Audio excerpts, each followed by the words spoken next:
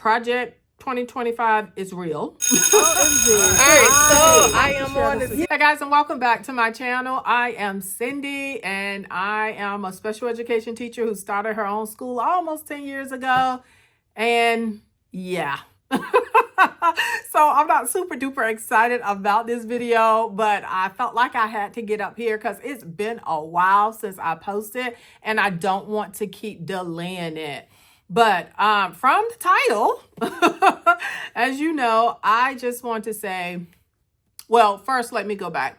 I made a video a couple of weeks ago, up here somewhere, I'll tag it, about Project 2025.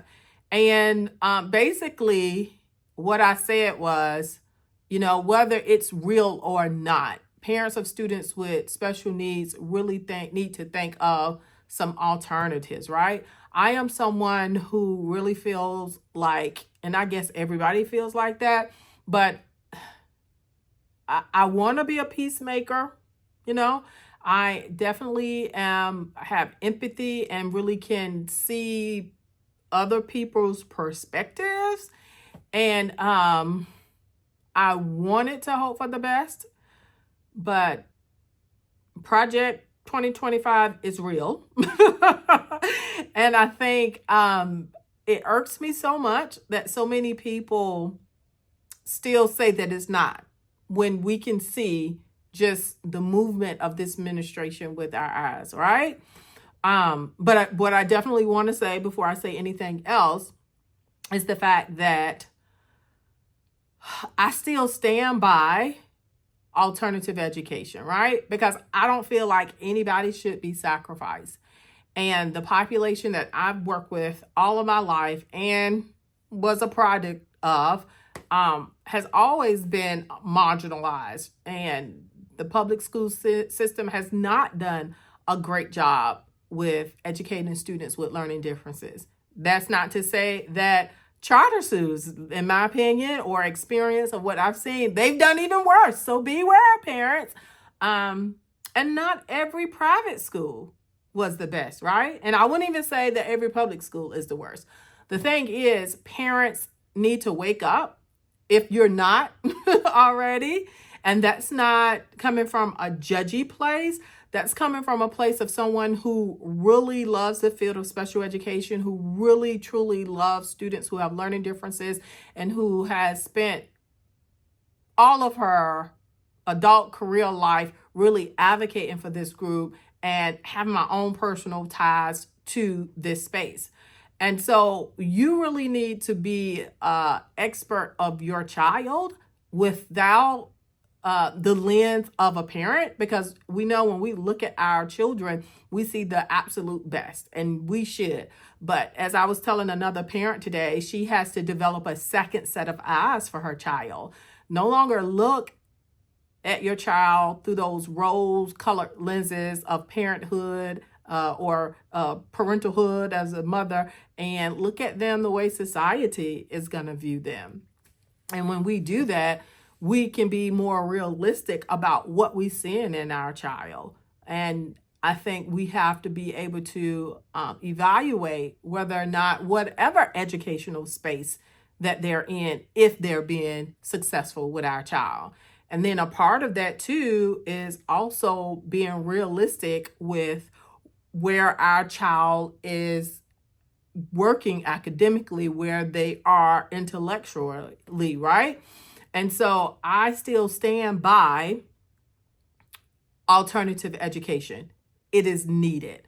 I think all types of education is needed. And when we get into that space where people naturally go where their children are doing their best, I do think things will level out. Now, do I think what is happening or what we are being told will happen is the best? Absolutely not. Absolutely not.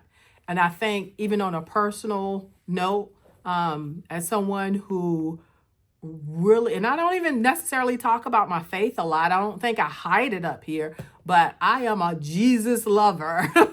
And I am so disappointed at what I am seeing and how I am seeing people who say that they're Jesus lovers as well, how they're maneuvering, how they're treating people. And I think we are in scary times. And I can feel for those people who feel afraid, right? Um, I don't know if fear is a word for me. Like I said, I am utterly disappointed in humanity. I just am. I am utterly disappointed at where we are as a nation. To be real honest, we've become a group of people who just refuse to live in peace. And that's what my word tells me, that we live in peace with people. I don't know. There's a lot that I have to say, I want to say, but really don't even know where to start. And I, go back and forth with being on social media, getting off social media.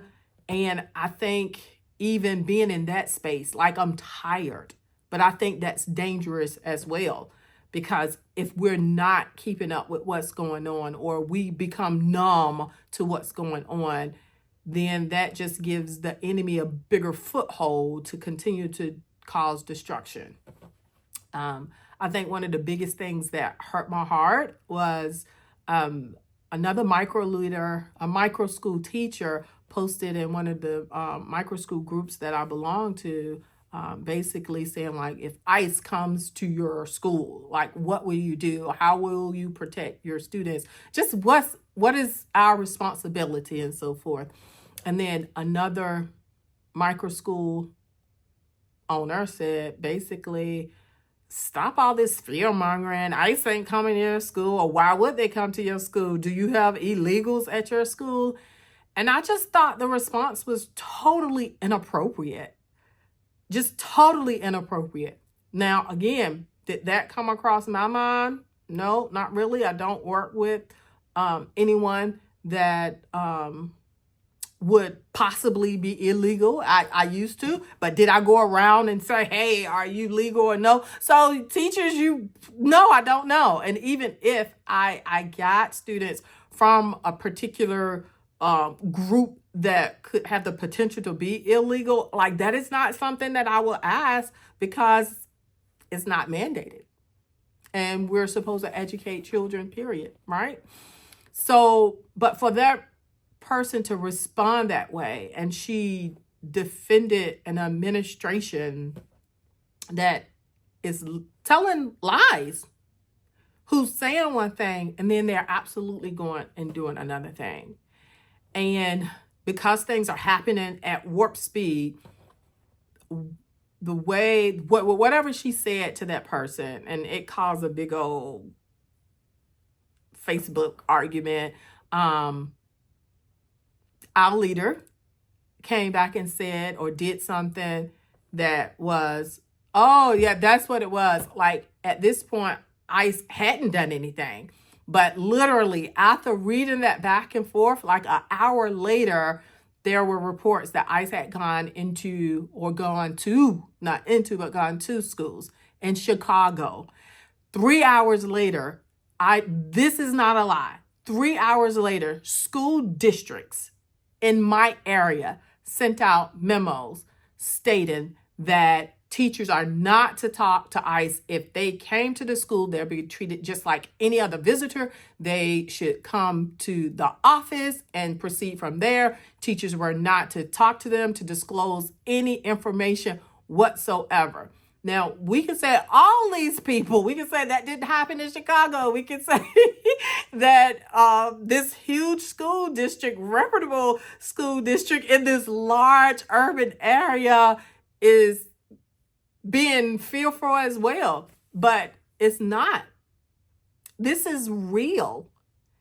And I can't imagine a teacher having students in her classroom, and that is your response to a very real situation that could cause so much trauma and alter the course of their lives. I don't get it. And so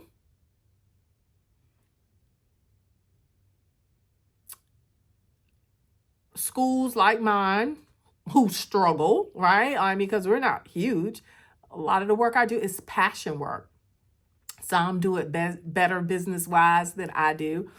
But we probably will continue to benefit because, people or school districts or states will continue to have these ESAs. As a matter of fact, Georgia has just started its first ESA, and we qualify. And I think we should. I think we should. However, I wish it wasn't this way. I think two things can be true. I think parents should have the choice for their children or have alternative choices. But would I have liked it to come about the way that it looks like it is happening? No. The only thing that I can say is stay aware. If you are a praying person, continue to pray. Surround yourself with supporters, families, and friends. Do what you can do for people. And if you know of people who just believe differently than you, understand that they're not the enemy. Understand that we can have differences of opinion, and we do not have to be evil to each other.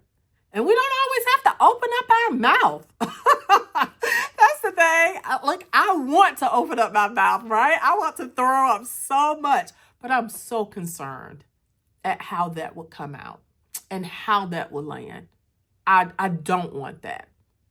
I hold myself to a higher standard.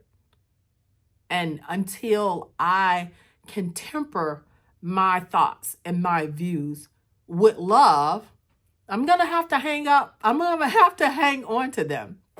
And I'm telling you now, I've been on social media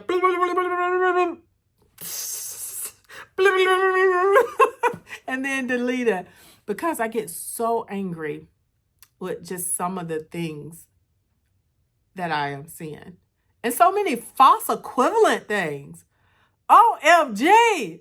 Ah! Okay. I feel, ouch, that hurt. I feel a little bit better. I don't even know how this video is going to land. I am not going to edit it. Look, I can't even talk. I am not going to edit it.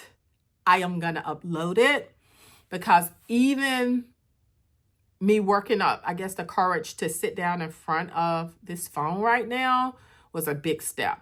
And it was a needed step for me because I have been avoiding it intentionally. So I feel better. You can look forward to another video soon. I don't know if it's going to be talking about this or offering some other type of advice or doing whatever. I don't know. I do know is that I can't allow what's going on to cause me to become stagnant in my life. There are too many people who are depending on me, right? And I also have to be careful not to take on the weight of the world because I can't change everything. I can just work on my own household and within my community. So my daughter's birthday is tomorrow. And so I'm going to enjoy that and enjoy loving on her. And I hope each of you can find things that bring you joy and that we all can make it through whatever it is that we have to go through, better people and joyful people and not stressed or stressed out people. Bye-bye.